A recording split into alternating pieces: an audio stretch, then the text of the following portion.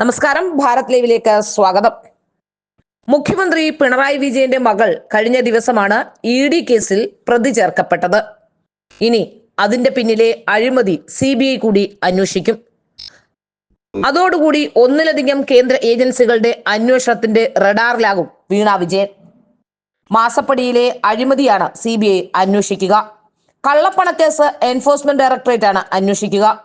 ഇതോടെ മുഖ്യമന്ത്രി പിണറായി വിജയന്റെ മകളെ കേന്ദ്ര ഏജൻസികൾ ഇനി തുടർച്ചയായി ചോദ്യം ചെയ്യുമെന്ന് ഉറപ്പാണ്.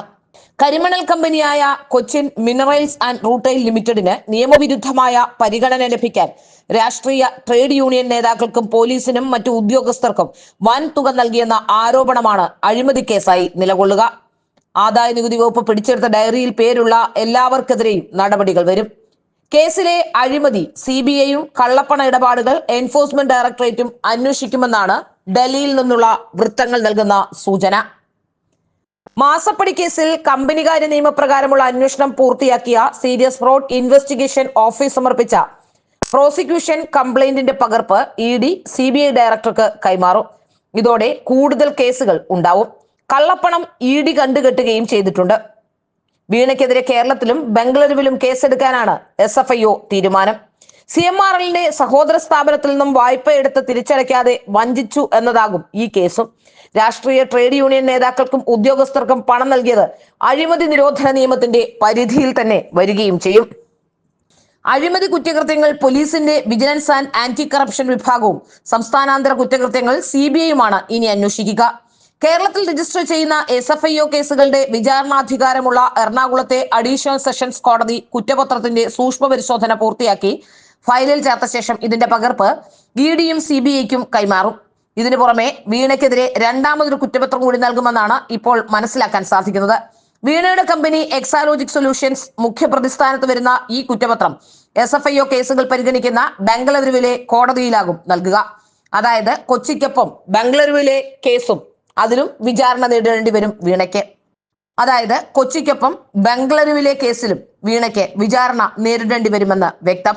CMRLന്റെ സഹോദര സ്ഥാപനമായ empower India capital investment private ലിമിറ്റഡിന്റെ പക്കൽ നിന്നും വായ്പയായി കൈപ്പറ്റിയ ശേഷം പണം തിരിച്ചടയ്ക്കാതെ എക്സാലോജിക് കമ്പനി അടച്ചുപൂട്ടി കബളിപ്പിച്ചു എന്നാണ് ഈ കുറ്റപത്രത്തിലെ കേസ്. കടം നൽകി തീർക്കാതെയാണ് അടച്ചുപൂട്ടിയെന്നാണ് കണ്ടെത്തൽ. ഈ സാഹചര്യത്തിലാണ് SFIO നടപടി. CMRL കമ്പനി മുഖ്യപ്രതിയായ ആദ്യ കുറ്റപത്രത്തിൽ, അതായത് EDയുടെ കുറ്റപത്രത്തിൽ കൂട്ടുപ്രതികളുടെ പട്ടികയിലാണ് വീണയുള്ളത്. എന്നാൽ ബംഗളൂരുവിലെ കേസിൽ മുഖ്യപ്രതിയായി വീണ മാറും. കമ്പനികാര്യ സാമ്പത്തിക കുറ്റകൃത്യത്തിൽ കേരളത്തിൽ SFIO സമർപ്പിക്കുന്ന ആദ്യ കുറ്റപത്രമാണ് CMRL കേസിലേത്. കേന്ദ്ര കമ്പനികാര്യ മന്ത്രാലയമാണ് CMRL കേസ് SFIOയ്ക്ക് കൈമാറിയത്. രാഷ്ട്രീയ ട്രേഡ് യൂണിയൻ നേതാക്കൾക്കും പോലീസിനും മറ്റു ഉദ്യോഗസ്ഥർക്കും വൻതുക നൽകി നിയമവിരുദ്ധമായ പരിഗണന CMRL നേടിയതായി എറണാകുളം അഡീഷണൽ സെഷൻസ് കോടതി മുമ്പാകെ സമർപ്പിച്ച കുറ്റപത്രത്തിൽ പറയുന്നുണ്ട്. അതായത് CMRL നടത്തിയ വെട്ടിപ്പുകളാണ് ആദ്യ കുറ്റപത്രത്തിൽ ആധാരം. ഇതിൽ വീണ സേവനമില്ലാതെ വാങ്ങിയ പണവും വരും. വിദേശ ബാങ്ക് അക്കൗണ്ടുകളിലൂടെ നടത്തിയ വലിയ സാമ്പത്തിക ഇടപാടുകളുടെ വിവരങ്ങളും CMRL കമ്പനിയുടെ ഡയറിയിലുള്ള രാഷ്ട്രീയ നേതാക്കളുടെയും ഉന്നത ഉദ്യോഗസ്ഥരുടെയും വിവരങ്ങളും ഈ കേസിന്റെ അനുബന്ധ രേഖകളായി ഉൾപ്പെടുത്തിയിട്ടുമുണ്ട്. 2.7 കോടി രൂപയുടെ സാമ്പത്തിക കുറ്റാരോപണമാണ് വീണയ്ക്കെതിരെ കൊച്ചിയിലെ കേസിൽ SFIO ചുമത്തിയിട്ടുള്ളത്. കുറ്റപത്രത്തിൽ ഉൾപ്പെട്ടവർക്ക് കോടതി ഇനി സമൻസ് അയക്കും. 6 മാസം മുതൽ 10 വർഷം വരെ ജയിൽ ശിക്ഷയും പിഴയും ലഭിക്കാവുന്ന സാമ്പത്തിക വഞ്ചന, തെറ്റായ കാര്യങ്ങൾ സമർപ്പിക്കൽ തുടങ്ങിയ കമ്പനികാര്യ നിയമത്തിലെ 5 കുറ്റകൃത്യങ്ങൾ CMRL കമ്പനി ചെയ്തതായും കുറ്റപത്രത്തിൽ പറയുന്നു. ഓരോ സംസ്ഥാനത്തും സെഷൻസ് കോടതിയുടെ പദവിയുള്ള കോടതിക്കാണ് SFIO കേസുകളുടെ വിചാരണാധികാരവും. CMRL മാസപ്പടി കേസിൽ SFIO കുറ്റപത്രം കൊച്ചിയിലെ വിചാരണ കോടതിക്ക് കൈമാറിയത് കഴിഞ്ഞ ദിവസമാണ്. സാമ്പത്തിക കുറ്റകൃത്യങ്ങൾ പരിഗണിക്കുന്ന ജുഡീഷ്യൽ ഫസ്റ്റ് ക്ലാസ് മാജിസ്ട്രേറ്റ് 7ലേക്കാണ് ജില്ലാ കോടതി കുറ്റപത്രം കൈമാറിയത്. അടുത്ത നടപടിയായി പ്രതികൾക്ക് കോടതി സമൻസ് അയച്ച് വിചാരണ നടപടികൾ ഇനി ആരംഭിക്കും. CMRL എക്സാലോജിക് ഇടപാടുകളിൽ ദുരൂഹതയുണ്ടെന്ന പ്രാഥമിക അന്വേഷണത്തിൽ തെളിവായിട്ടുണ്ട്.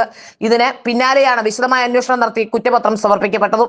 യാതൊരു സേവനങ്ങളും നൽകാതെ CMRL വീണ വിജയന്റെ എക്സാലോജിക് എന്ന കമ്പനിക്ക് 2.7 കോടി രൂപ കൈമാറിയത് എങ്ങനെയെന്ന് കുറ്റപത്രത്തിൽ SFIO വ്യക്തമാക്കുന്നുമുണ്ട്.